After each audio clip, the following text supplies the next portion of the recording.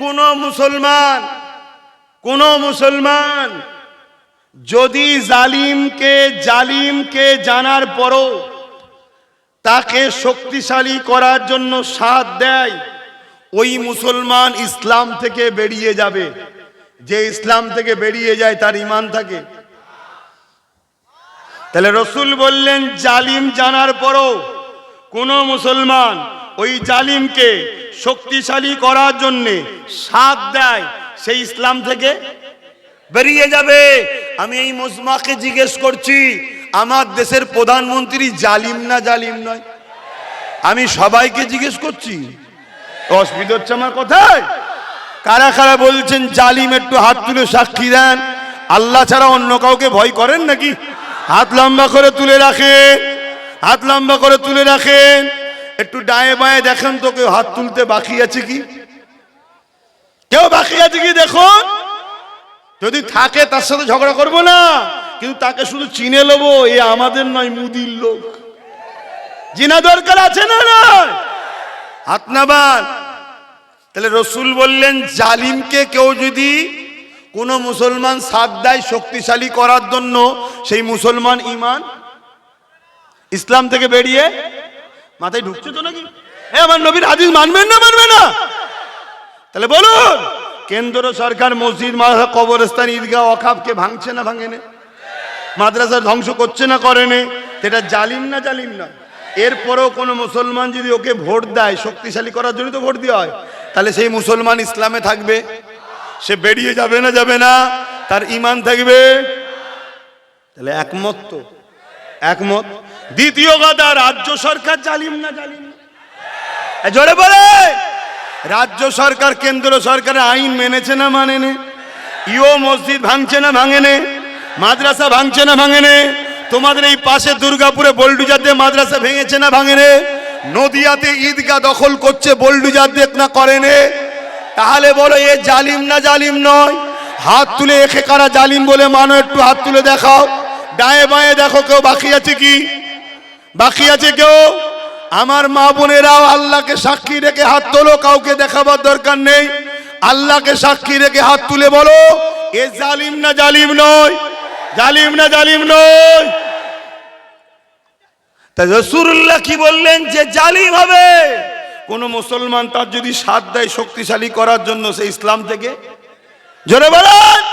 তাহলে কোন মুসলমান যদি এই রাজ্য সরকারকে ভোট দেয় শক্তিশালী করার জন্য না হারাবার জন্য, সেই ইসলামে থাকবে? তার ঈমান থাকবে? তাহলে বলুন, দিদি মুদিকে কারা ভোট দেবেন না? হাত তুলে সাক্ষী দেন, হাত লম্বা করে তোলেন। এ কথা একমত? একমত। কারণ এরা জালিম, এরা রাজ ক্ষমতা নিয়ে মানুষের রুজি রুটির কথা না ভেবে আমার মসজিদ মাদ্রাসা কি এরা ভাঙছে না ভাঙে না? ওই নিউ টাউন কলকাতায় খবর পেয়েছেন, ওখানে মসজিদের জায়গা জোর করে দখল করে বিক্রি করে দিচ্ছে। শুনছেন? আপনাদের অসুবিধা হচ্ছে? আপনারা মসজিদ মাদ্রাসার পক্ষে নয়, জালিমের পক্ষে? খুব মন দিয়ে শোনেন, মনে রাখবেন, দুনিয়া দুদিনের। রাজনীতি করতে গিয়ে জাহান্নামে না চলে যেতে হয়, এটা মাথায় রাখবেন।